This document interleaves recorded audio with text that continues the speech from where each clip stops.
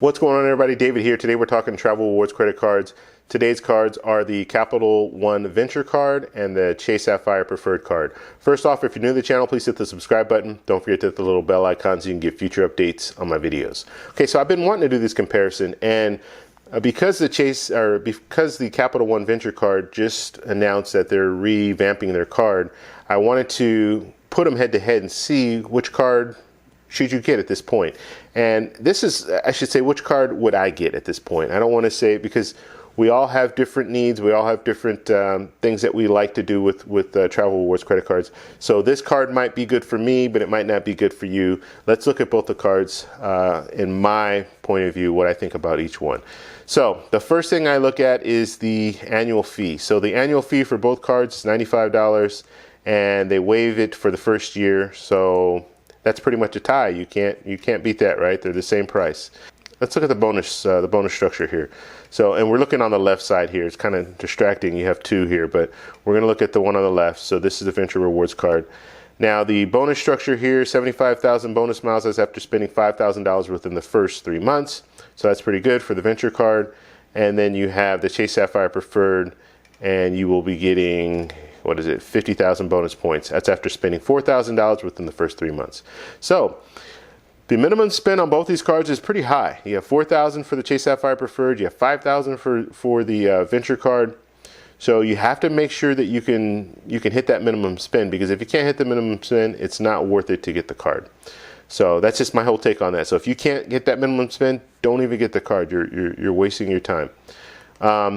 So I would have to give it to the Venture card. Now, not all points are created equal. And the way that I use points is I transfer to the different transfer partners. So now that Venture has transfer partners, I can transfer to these different airlines, and then I work my points that way. So I never use their portal to book travel. I never cash out and try to get cash back. I never do any of that stuff. And the reason that Capital One wasn't desirable to me in the past is because the cashback option, or the eraser option that they have, where you can just book your travel and then they'll credit your account. That's not something that was worth it for me. And the reason that I say that is I like to fly business class or first class. If I can transfer those points to different travel partners for 50,000 points, I might be able to fly business class somewhere. Or for 75,000 points, I might be able to fly first class somewhere. So that's what I like to do, because those tickets for business class and first class, those tickets are $3,000, $4,000. Whereas booking it using like a Venture card, if you have all those points and you try to just use the eraser tool and get credit back, you need 400,000 points in order to have $4,000. So that's my take on that. So no, all points are not created equal, but in this situation, you are getting 75,000 points compared to 50,000 points. And if you work it right, you should be able to get some really good value out of those points. Okay, so that's where we go with that.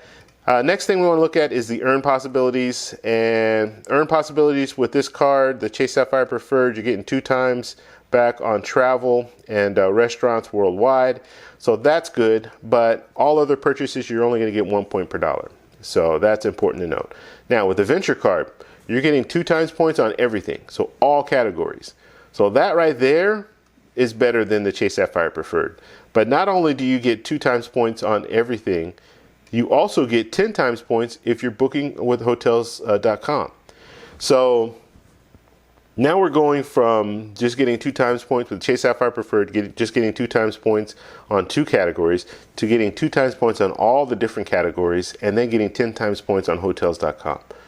So the earn possibility on this card, on the Venture card, is really, really good. So that's my take on this. The Venture card wins outright. Now, when you do transfer your points with the Venture card, with the new transfer partners, you're going to transfer 2 points. You're only going to get 1.5 points back.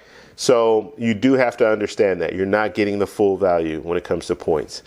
But when you look at it, you can still do a lot with those points. Now, for instance, if I'm transferring with the Chase Sapphire Preferred, if I'm transferring 2 points or if I'm transferring 1 point, I'm going to get 1 point when I transfer. So it's 1-to-1. You're not getting 1-to-1 with the venture card. So you are losing a little when it comes to that. But you have to be creative in how you use those points. So if I'm transferring it, I really have to have a game plan so I can fly business class or first class. But you are able to earn more points. So it's kind of a trade-off.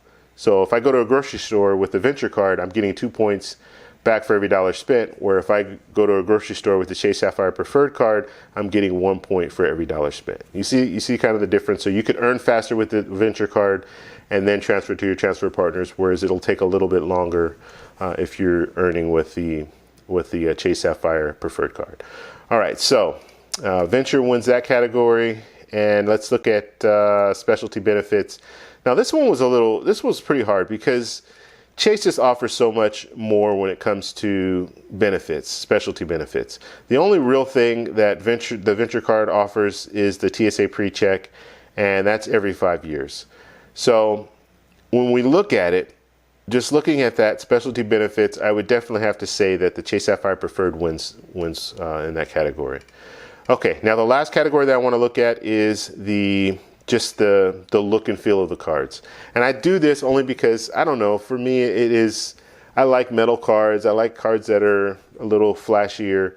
So looking at both cards, I'd have to say, I mean, Chase Sapphire Preferred is just a better card. It's metal on the inside, plastic on the outside. It's heavier.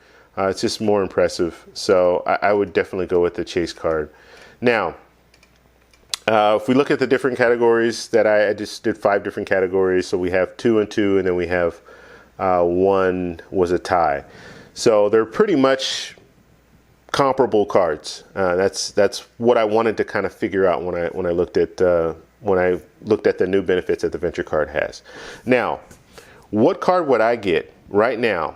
Now I have the Chase Sapphire Preferred already, but let's say I didn't have the Chase Sapphire Preferred and I was looking at both cards. Let's say I'm not linked into any network or any group. Like let's say I have Chase cards, okay? So I'm in that Chase ecosystem. But let's say I'm not in any ecosystem.